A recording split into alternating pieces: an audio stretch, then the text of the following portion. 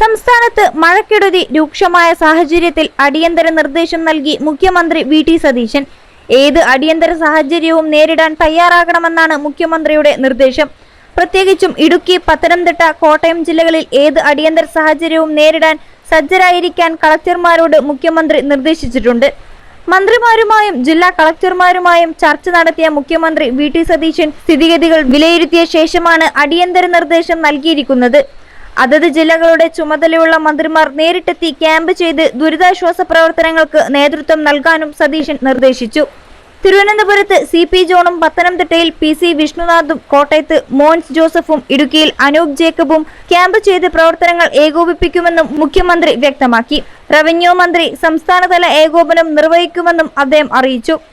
ഏത് അടിയന്തര സാഹചര്യവും നേരിടാൻ സജ്ജരായിരിക്കാൻ ഇടുക്കി, പത്തനംതിട്ട, കോട്ടയം കളക്ടർമാർക്കും മുഖ്യമന്ത്രി കർശന നിർദ്ദേശം നൽകി. മന്ത്രിമാരുമായും ജില്ലാ കളക്ടർമാരുമായും ബന്ധപ്പെട്ട് സംസ്ഥാനത്തെ മഴക്കെടുതി സാഹചര്യം മുഖ്യമന്ത്രി വിലയിരുത്തി. ജില്ലകളുടെ ചുമതലയുള്ള മന്ത്രിമാരോട് അതത് ജില്ലകളിൽ ക്യാമ്പ് ചെയ്ത് ദുരിതാശ്വാസ പ്രവർത്തനങ്ങൾ ഏകോപിപ്പിക്കാൻ നിർദ്ദേശിച്ചു. 21 ലക്ഷത്തോളം സന്തുഷ്ടരായ ഉപഭോക്താക്കളും 2 ലക്ഷത്തോളം തിമിര ശസ്ത്രക്രിയകളും പൂർത്തിയാക്കിയ മലബാറിലെ ഏക കണ്ണാശുപത്രി Al Salama eye hospital, hospital road, Perinthalmanna. തിരുവനന്തപുരത്ത് സി.പി. ജോണും, പത്തനംതിട്ടയിൽ പി.സി. വിഷ്ണുനാഥും, കോട്ടയത്ത് മോൻസ് ജോസഫും, ഇടുക്കിയിൽ അനൂപ് ജേക്കബും ക്യാമ്പ് ചെയ്യും.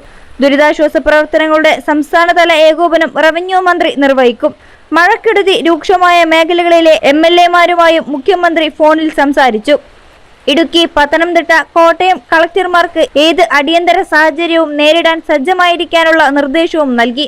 2 പേരെ കാണാതായ തിരുവനന്തപുരം മുതലപ്പുഴയിൽ കോസ്റ്റ് ഗാർഡിന്റെ വെസൽ ഉൾക്കടലിൽ തിരച്ചിൽ നടത്തുന്നുണ്ട്. മറൈൻ എൻഫോഴ്സ്മെന്റ് സംഘവും സ്ഥലത്തുണ്ടെന്നും മുഖ്യമന്ത്രി അറിയിച്ചു.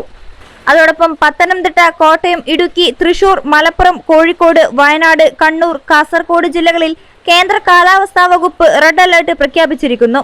അതിതീവ്രമായ മഴയ്ക്കുള്ള സാധ്യതയാണ് പ്രവചിച്ചിരിക്കുന്നത്. 24 മണിക്കൂറിനുള്ളിൽ 204.4 മില്ലിമീറ്ററിൽ കൂടുതൽ മഴ ലഭിക്കുമെന്നാണ് അതിതീവ്രമായ മഴ എന്നതുകൊണ്ട് കാലാവസ്ഥാ വകുപ്പ് അർത്ഥമാക്കുന്നത്.